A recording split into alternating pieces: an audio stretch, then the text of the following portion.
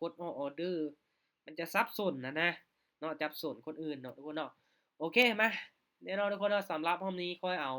โอนคืนมา300เหรียญเนาะทุกคนเด้อ300เหรียญนี่เป็นงบที่โอเคสำหรับค่อยเนาะเสียไปในมือนึงนี่ค่อยยังไหวเนาะตัวเองยังไหวเนาะเรามีเงินประมาณนี้เนาะที่ว่าเสียเงินไปประมาณนี้เฮาไหวเนาะเป็นงบที่เฮารับความเสี่ยงได้เนาะใน1รอบ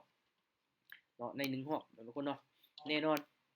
ถ้าว่าช่วงใดที่กราฟมันงามเนาะมันโอเคนี่ก็จะเทรดแบบงบหลายแน่เนาะ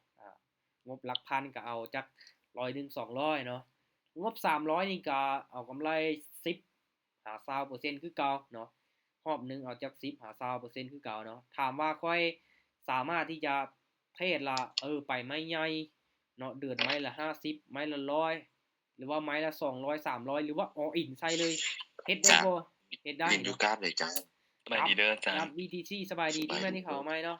กับ BTC เด้อหรือว่า Bitcoin ทุกคนเนาะใน อา การ จารย์เขียนใหญ่เลยว่ะ แจ้งอาจารย์ โอเคเห็นหน้าจอป่ะเห็นหน้าจอป่ะ เห็นอาจารย์ บุลงคลิปเดี๋ยวนี้บุลงคลิปอยู่แอปแดงอาจารย์ ลงว่าจะไปศึกษาอยู่ ก็มันบางคลิปเนาะหรือว่าบางวิดีโอที่ค่อยได้อัดคือในกรณีที่ค่อยเปิดมีตติ้งน่ะบางคลิปมันจะค้างเนาะมันไปแต่เสียงเนาะค่อยกับเสียดายโคตรเสียดายที่จริงค่อยอยากเอาลงทุกคลิปเนาะคือทุกมีตติ้งที่ค่อยเทศบ่ว่าจะได้หรือว่าจะเสียค่อยจะเอาลงเนาะถ้าว่าวิดีโอนั้นโอเควิดีโอนั้นบ่มีความเสียหายค่อยจะเอาลงเนาะไอเสียก็ให้ทุกคนเบิ่งนำกันเนาะไปมาสำหรับรอบนี้ทุกคนเนาะมาในกรณีที่ค่อยเปิดมีตติ้งเทศนี่ก็เป็นการเทศสดๆให้ทุกคนเบิ่งเนาะแชร์เทคนิคแบ่งปันวิธีการเทศวิธีการวิเคราะห์กราฟของค่อยเนาะทุกคนเข้ามาร่วมกับไผที่บ่มีงบเนาะก็เข้ามาเบิ่งเป็นกรณีศึกษาเนาะเอาเงินเดโมออกมาเทรดได้ไผที่มีเงินจริงเด้อทุกคนเด้อเนาะช่วงนี้ก็มีกระแสมาอยู่เนาะไผที่มีเงินจริงเด้อเนาะหรือว่ามีงบประมาณที่โอเคเฮาอยากเทรดตามนะตามได้ส่วนได้เลยเนาะแต่ว่าต้องวิเคราะห์ไปนำกันเนาะ จัด ต้องยอม อ รั อบ เด ค อ วาม ร์นี้ เสี่ย น้ ง อง ให้ได้ จะซื้อขึ้น โอเคมั่นใจแล้วออกก่อนเลยทุกคนเนาะเงินของทุกคนน่ะ ลอง ทุก ต คน ลาด ต้อง ก่อนจัด เป็นคนตัดสินใจเองเนาะอยากเทศตามก็ตามได้ส่วนได้เวลาเสียก็เฮาก็บ่โทษไผเนาะมาไปมา เสียน้องนี่ก็จะซื้อขึ้นครับ จับ จัง ซื้ ได๋ อ ออ แล้ว เดอ ว่ะ ร์นี้ โอ้เอามาลุ้นเบิ่งนำกัน น่าจะไปเทคขาลูกงามแล้วออเดอร์นี้ โอ้ยสายส่วนตัวนี้ส่วนเทรดนี่บ่คือส่วนอย่างเลยทุกคนเนาะ มันส่วนเทนลองคิดว่ามันน่าจะพักตัวแท่งนึงครับพอส่วนเทนนะ ลงงามใช่ป่ะ Bitcoin ก็ลงงาม มันคือลุงงามว้าวเด่น อึ๊บ ลุงงามอุ้ย เรียบร้อ โอเค ย บิด โอ้โหอันตรายแล้วว่ะโอเคจ้ะ มาทุกคนเนาะไผที่ยอมรับความเสี่ยงได้เทศตามเด้อทุกคนเด้อเนาะตามได้ส่วนได้โอ้โหดูเดือดขนาด อ๋อเมื่อกี้ท่อนะอาจารย์เมื่อกี้น่ะลงมางาม เย้ สวิงขึ้นจอด โอเคทุกคนเนาะมาออเดอร์นี้จะเป็นออเดอร์แรกเลย10เหรียญเนาะโอเคตามซื้อเลยลองเบิ่งดูออเดอร์นี้ตามได้ส่วนได้ทุกคนเด้อลองเบิ่งเนาะสำหรับวิธีการเดินเงินเนาะถ้าว่าเสีย สวน คูณเป็นซาวเสีย โดย ซาว ส่วนกระเจี๊ยบจะซื้อขึ้นเนี่ยตามที่วิเคราะห์ ตาม ขึ้น ได้ นะ ส่วนได้ทุกคนเนาะตามได้ส่วนได้เล ซื้อย เลย มา ออเดอร์แรกแห้งมาอาจารย์ เดี๋ยวค่อยจะอธิบายให้เด้อทุกคนเด้อเนาะสาเหตุที่ว่ากดซื้อในออเดอร์นี้เนาะเพราะว่า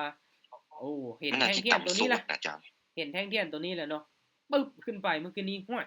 แท่งเทียนนี้ลงมาแดงยาวจังซี่มันมีโอกาสที่จะเขียวงามเลย โอเค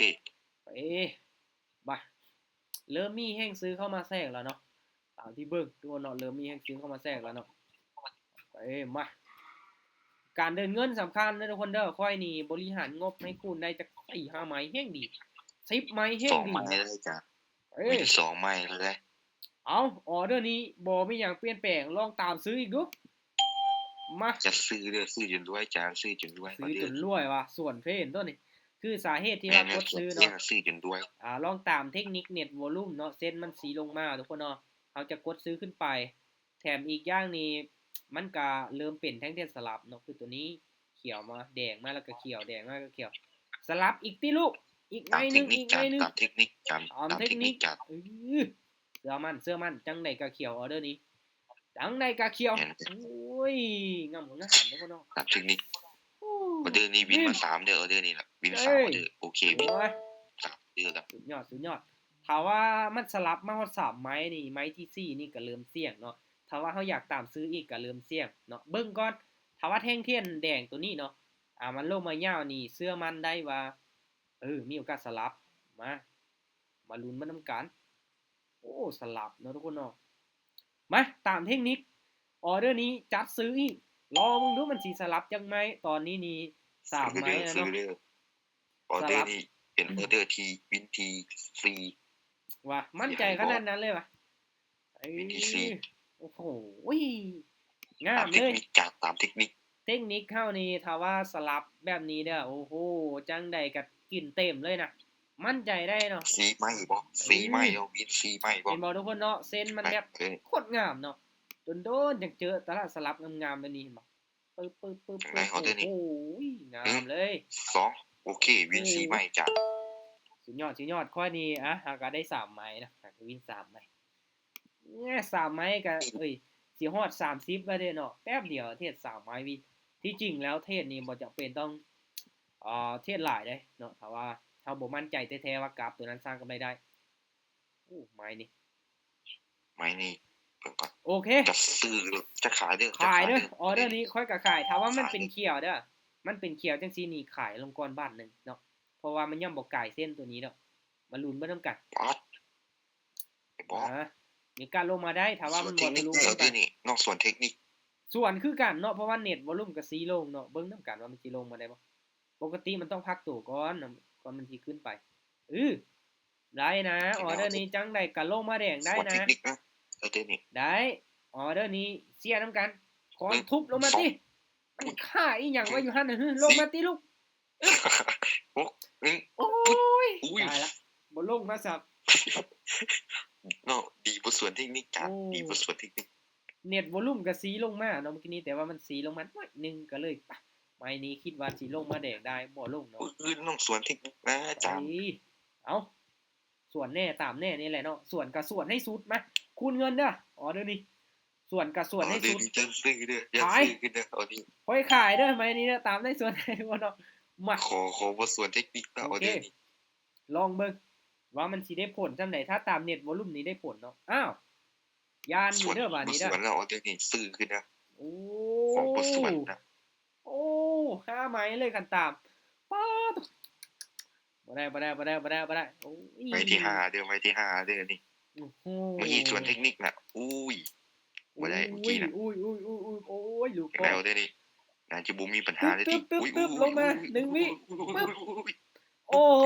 บ่ลงโอ้ยลงมาย่อลงมาให้ดีใจซื้อเนาะเอ้ยบ่ได้โ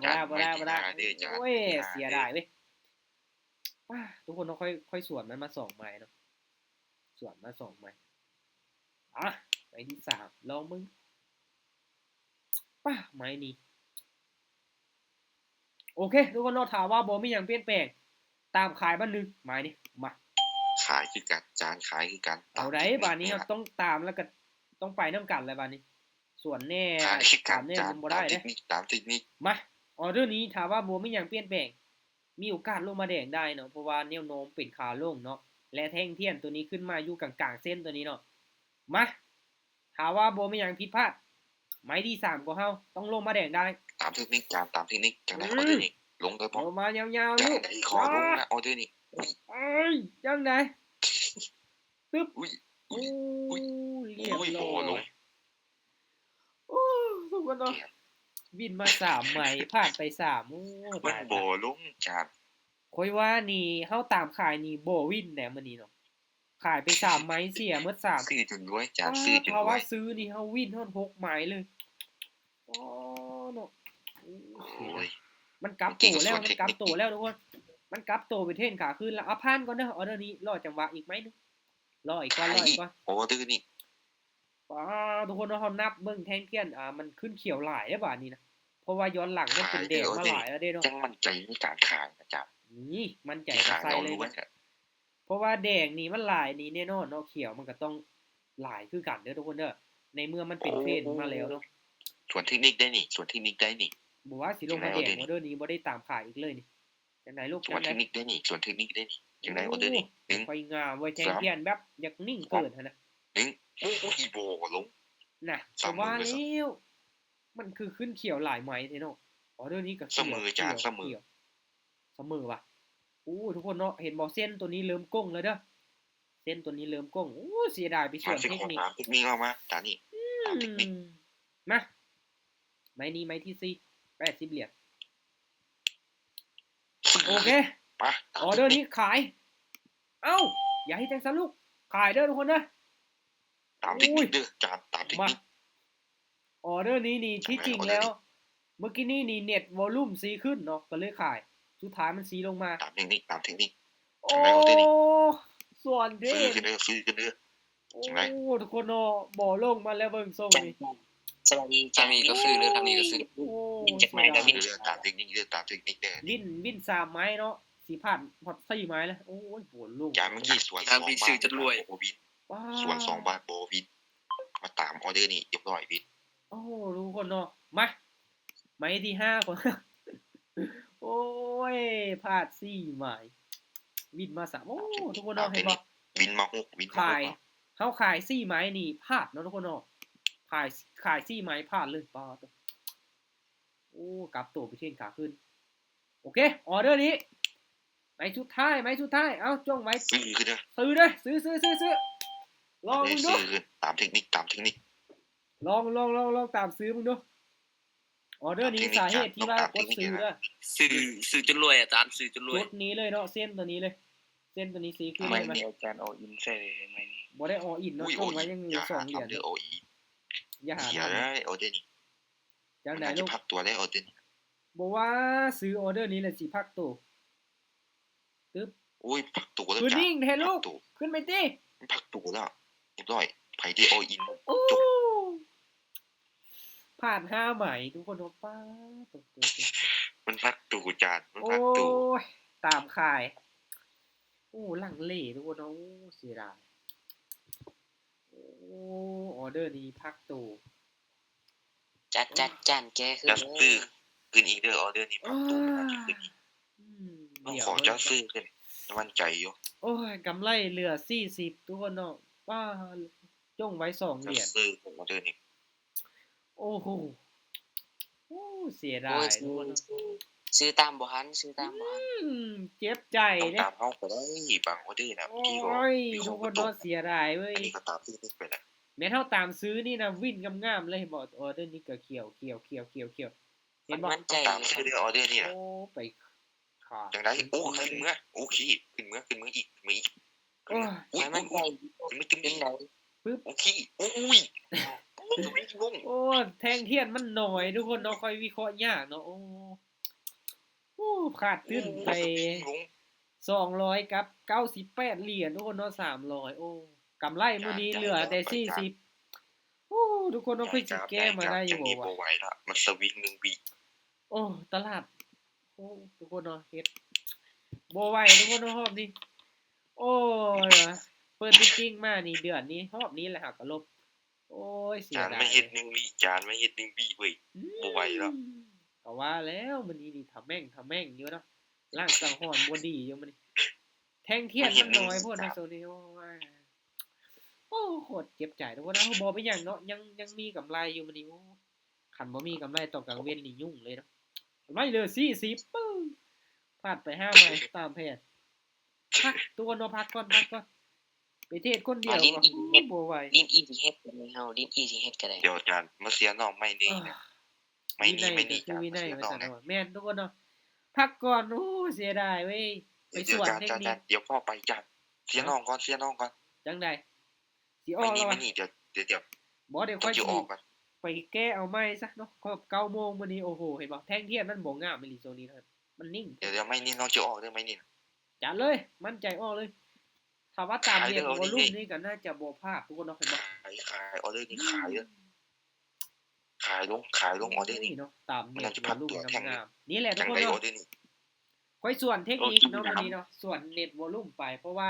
ปกติแล้วค่อยจะเทศตามอินดิเคเตอร์ตัวนี้ ทุกวัน เนาะ เรื่องส่วนเท มั คน นิ ได้ ค ผ อ ล อเดอร์นี้ส่วน ทุก เท ค คน นิค เนาะโอ้ ต้องตามอดีตออเดอร์เนี่ยตามอดีต เดี๋ยวมาลองเบิ่ง ออเดอ น้ำ ร์ กัน นี้ โอ้ ตามนี้ตัวเก่านะ โอ้งาม โอ ๆ เค เลย บ่โอเค เนาะ บ่ออเดอร์นี้จังไดอุ้ย เรียบร้อยแล้วเบิ่งทรงนี้เรียบร้อยแล้ว อุ้ยโอเควิน วินว่ะ สุดยอด โอ้ แม่น เกือบ วิน เนาะเกือบโอ้ อุ้ ย ยเกือบตายกลางตลาด โอ้มันนิด1 วิเลยอ่ะ โอ้ คักสุดเลย โอเคทุกคนเนาะคือที่ว่าเนาะวินัยคือวินัยแผนก็คือแผนพักเนาะบ่ไหวโอ้ จาน ย บิน ตาย บินเป็นมิตติ้งเนาะ พักก่อน อาจารย์นี่ พักก่อน บินมาเปิดออเดอร์จ้ะ สุดยอดนี่แหละเนาะบางเทื่อก็ค่อยเทศเสียทุกคนเทศได้เนาะป้าปนกันไปกันเทศมีได้มีเสียทุกคน น้อง เนาะ ตามเทคนิคเนาะ โอ้ย น้องตามเทคนิคบางเทคนิคน้องก็สวน แม่น สวน แต่ ได้ ว่า กับบ่วิน แต่ว่าค่อยส่วนนี่มันบ่วินเลยเนาะเสียดายเนาะส่วนบ่วินโอ้โหแม่นตามไปนี่ สวน วิ เล็ น ก เนาะ ก็บ่วินเลย เฮาตามมา3ไม้แรกนี่วินเนาะทุกคนเนาะรอบนี้ค่อยตาม แม่ ใน น 3 ตาม ไม้ เท แร ค ก นิค วิน มันวิน โอ้ยมาเดี๋ยวขอไปแก้คืนก่อนทุกคนเนาะรอบนี้